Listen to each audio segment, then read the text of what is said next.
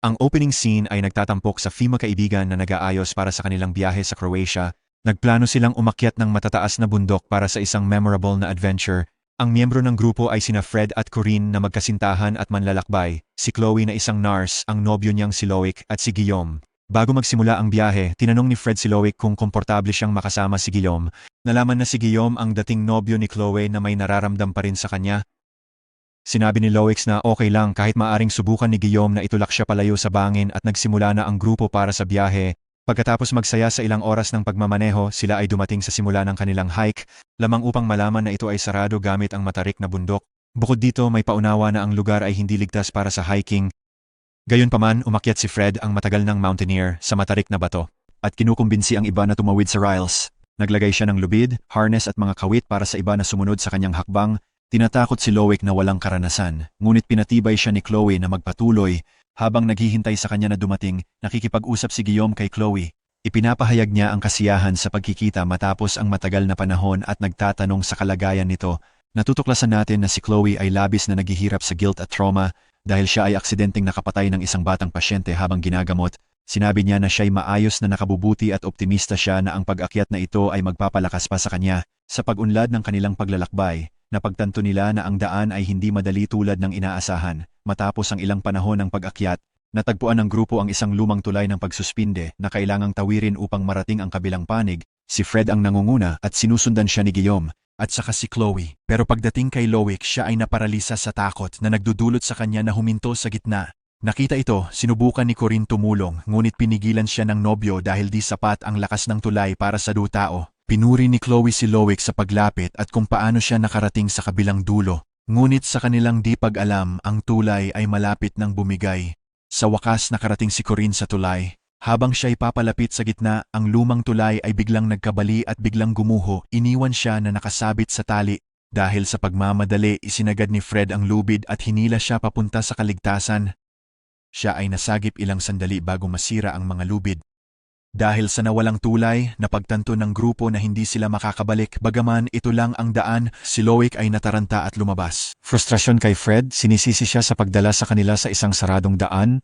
Gayunpaman, Maria salungat na wala silang oras upang magtalakayan at kailangang makarating sa kabilang dulo ng bundok bago magdilim. Pagkatapos nito, nagpatuloy ang grupo sa paglalakbay, umaakyat sa isa pang matarik na bangin. Sa isang punto, napansin nila na ang tali ng harness nila ay na-detach. Sa mabilis na aksyon, si Fred at si Corinne umakyat ng walang harness. Pangako nilang hihilahin ang grupo kapag nakarating na sila sa ibabaw. Sa kasalukuyan, sinisikap nina Loic, Guillaume at Chloe na magpatuloy. Inuudyukan ni Guillaume si Loic na huminga ng malalim at kumalma, ngunit sinabihan siya ng huli na tumahimik. Maliwanag na seloso at mapanlait siya dahil sa nararamdaman ni Guillaume para kay Chloe. Agad pagkatapos, nahihilo si Loic at hindi nakapagbalay ng tali na nagdulot sa kanyang pagkahulog. Dala rin niya ang kasamang Guillaume. Kahit nakakatakot ang sitwasyon, hindi kumikilos si Chloe dahil naiparalyze siya ng mga nakapipighating alaala ng kanyang nakaraan. Si Fred at si Corinne ay naglakad sa gubat para maghanap ng matibay na puno na pagtatalian ng lubid at tutulong sa kanilang mga kaibigan. Sa pagkakataong ito, nasagi ni Fred ng aksidenteng trapo na nagdulot ng malubhang sugat sa kanyang binti. Desperado si Corinne na palayain ang binti, ngunit nagdudulot lang ito ng matinding sakit. Sinabi ni Fred sa kanya na kunin ang iba para matulungan sa pag-alis ng patibong. Matapos ito, tumakbo siya pabalik sa bangin at inidrop ang lubid. Pinayagan ang tatlo na umakyat isa-isa. Habang wala siya, naririnig ni Fred ang mga kilos sa mga puno sa paligid habang nakatali sa bitag ang mga Titan. Ilang segundo pagkatapos, biglang hinila siya mula sa eksena. Kaya nang bumalik ang grupo, hindi nila makita si Fred. Nakakita sila ng dugo sa paligid na halamanan at walang laman na dugo. Nabilaw ang bear trap. Naguluhan si Corinne kung paano nakalabas si Fred sa trap na dati di nila magamit. Gayunpaman, biglang naguguluhang siya, iniisip na baka siya ay nagtaka at naligaw at nawala. Ang grupo ngayon ay naharap sa mapait na katotohanan ng pagkawala ni Fred, ang kanilang susunod na hakbang. Ang duwag na si Loic ay nagmumungkahi na unahin ang paghahanap ng daan palabas. Ito ay nagpapagalit kay Corinne, kaya't siya'y nakipagtalo sa kanya. Gayunpaman, pumapagitna si Chloe at nagtatapos ng argumento, sinasabing unang hanapin nila si Fred. Binigyang diin din niya na ang araw ay malapit ng mag-set at lahat ng flare lights ay kay Fred kaya hindi nila siya maaaring iwanan anuman. Habang hinahanap ang lugar, patuloy nag-aaway ang dua lalaki tungkol kay Chloe. Ipinagbawal ni Loic si Guillaume na kausapin si Chloe pagkatapos ng biyahe, kung saan may pagmamalaki itong sagot na hindi pa siya tapos dito. Nawala ng kontrol si Loic nang marinig ito at nasangkot sa gulo. Sa pagkakakita sa pag-aaway, tumakbo si Chloe upang paghiwalayin sila, ngunit nahulog sa hukay trap sa daan. Nagtatanong ang iba kung okay siya, ngunit walang natatanggap na tugon. Dahil sa malalim at madilim ang hukay, hindi nila siya makita. Nagtali si Corinne ng lubid sa bato at ginamit ito para mag-repel pababa. Sa pagpasok niya, natuklasan niya na ito'y tunay na sipit ng mga ngaso na puno ng sindi, kung saan ang isa rito ay sumaksak sa braso ni Chloe. Samantalang, nararamdaman ni Guillaume na may nagmamasid sa kanila. Sinabi niya kay Loic, ngunit binaliwala siya. Makalipas ang ilang sandali, nailabas nila si Chloe mula sa hukay at tinalian ang sugat niya. Ngayon ay napagtanto ng grupo na may sadyang naglagay ng patibong, kaya mas pinili nilang maging labis na maingat habang nagpapatuloy sa kanilang misyon. Sa huli, dadilim at uulan ng malakas.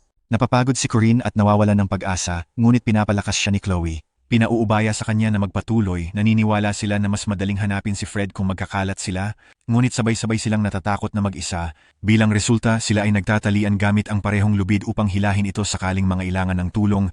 Pagkatapos nito, kumalat sila at pumasok ng mas malalim sa kagubatan. Pumatak ang pana sa dibdib ni Corinne, na nasa dulo ng tali, na nagdudulot ng matinding sakit. Kahit masakit ang nararamdaman, sinubukan niyang hilahin ang lubid, ngunit napagtanto niyang putol na ito.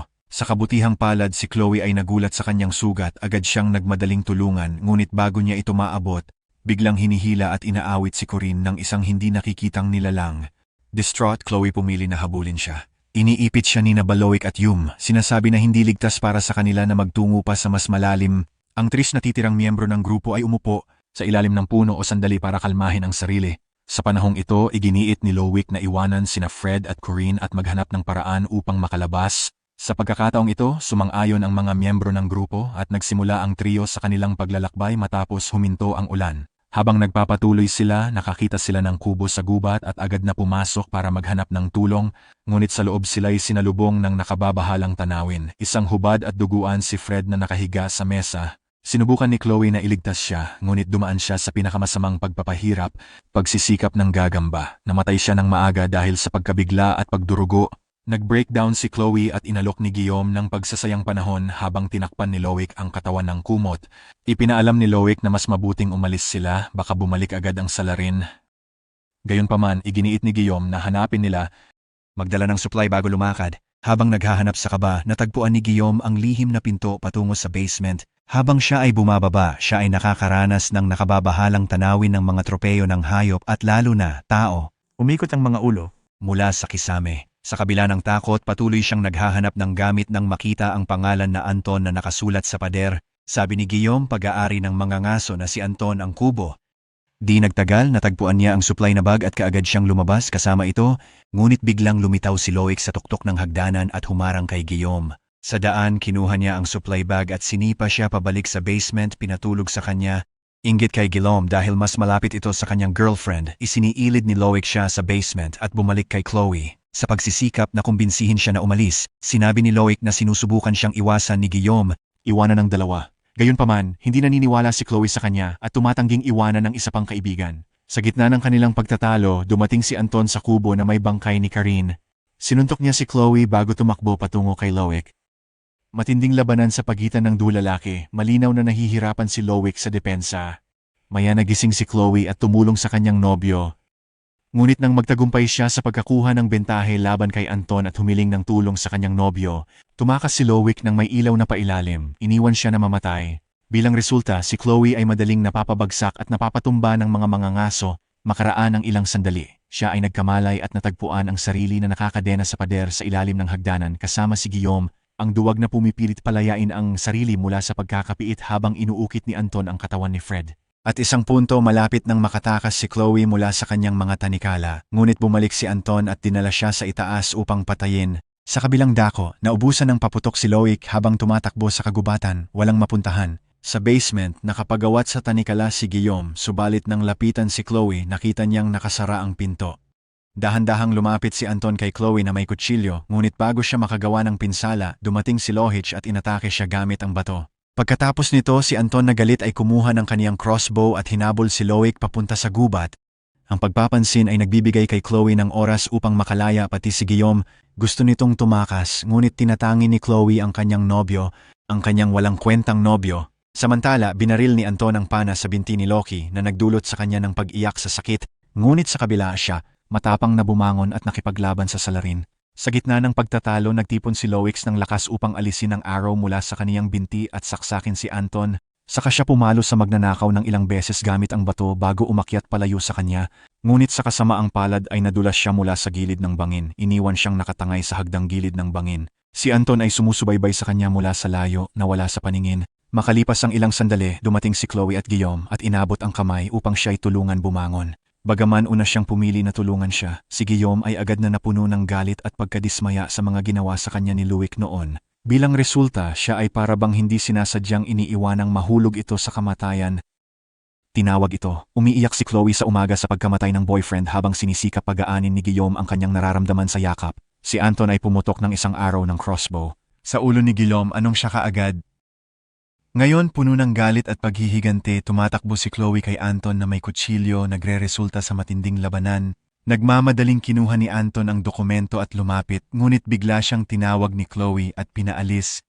Ginamit niya ang pagkakataong ito upang manakmal sa kanyang lalamunan ng brutal. Si Chloe pumapatong sa kanya upang magbigay ng mortal na saksak, ngunit humihinto siya nang mag-flash ang alaala ng yumao niyang pasyente. Bilang resulta, iniwan niya siya at nakatakas gamit ang kable, nakangiti habang bumababa.